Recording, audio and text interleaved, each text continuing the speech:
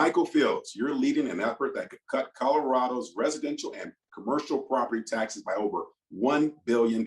Welcome on the Business Brief. Thanks for having me on, Ryan. Good to have you. Michael, if successful, this tax cut will be a 9% tax reduction for property owners all across the state, and thus will also impact state government coffers. The proposition has officially made the ballot for this November.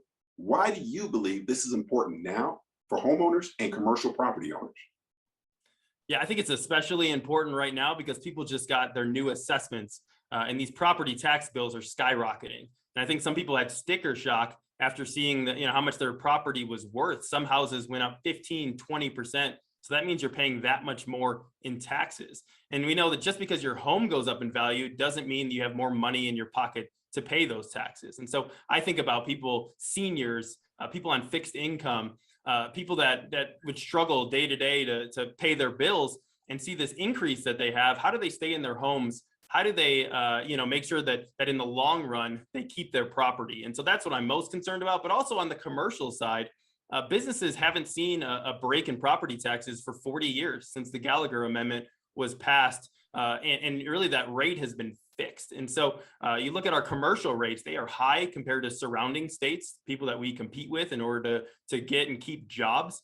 But also if a mill levy, if a local tax increase happens, businesses see the burden 4 times higher than the residential side. And so we think everybody right now needs that 9% break.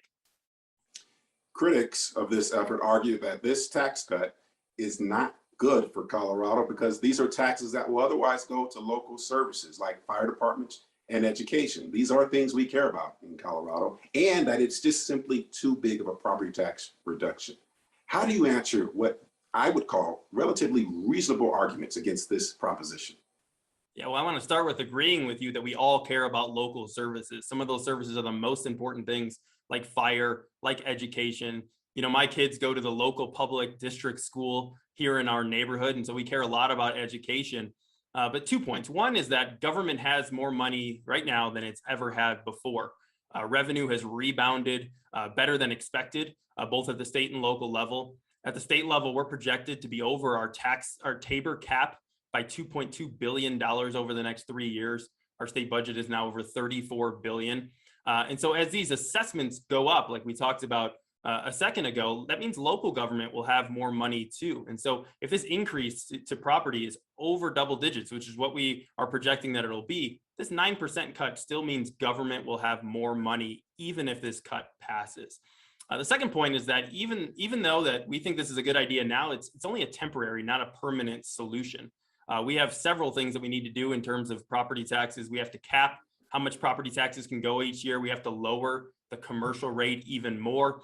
But we also need a regional assessment rate. And that means not everywhere in Colorado do property values go up at the same degree. They go up a lot faster here in the metro area.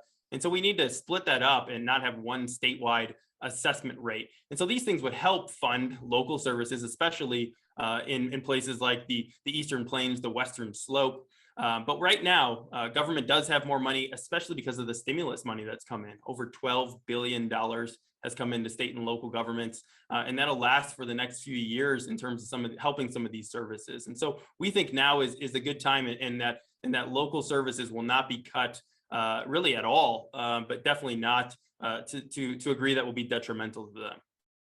For our viewers on the Business Brief, so that they know, we're talking about a 9% cut. Now, if I'm a homeowner, which I am, or business owner, which I am, and I own commercial property, what does that mean in terms of percentage cut? The 9%, it goes from X to X if you're a resident and X to X if you're a commercial property owner. Yeah, so it depends on the locality. So basically what the state does is sets an assessment rate, which is how much of that property is taxed. And so currently it's 29% on the commercial side. It would go down to 26.4%. And then on the residential side, it is 7.15% would go down to 6.5%. All right, now this is the Business Brief, so let's talk a bit more about how this could help Colorado's economy. The way I see it is if Coloradans have more money in their pocket, they'll save some, of course, and they'll spend some. Colorado business owners could be more profitable. And as our economy grows, so should state and local tax revenues to provide for many of the needed services we have throughout Colorado. What's the economic case for this tax cut? I think the economic case is coming off of this pandemic and the shutdowns that happened because of it, we need to build back Colorado very strong. And that means having more money in the pockets of families, of individuals, but also businesses, that they need to be able to be competitive with other states. And, this is not what's happening right now in terms of property taxes. Our effective property tax rate here in Colorado is 2 times higher than Utah, 3 times higher than Wyoming. And so if we're going to build businesses back, you need to give them every opportunity to grow. And I think that part of that is, if they have this big property tax burden on them, that's not going to happen. They're not going to be hiring more people. But we also want to encourage home ownership. It is an important part of our economy, and really would impact middle and lower income people who might be renting, and that cost gets passed on to them, or trying to get their first home. And the property taxes are factored into that too. And so it has ramifications in every part of our economy. And so we want to see this drop and think that it's a good time to do it. Making Colorado more competitive, not only in our region, but across the country, is something I think we all want to see, because we all want economic growth and prosperity for every Coloradan, every resident of our state. And that's going to be a big question when it comes to this ballot question this November, Michael.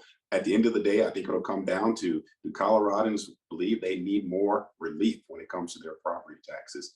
Michael Fields, leading the property tax assessment rate reduction on this November's ballot. Thank you for joining us. Thanks for having me on, Ryan.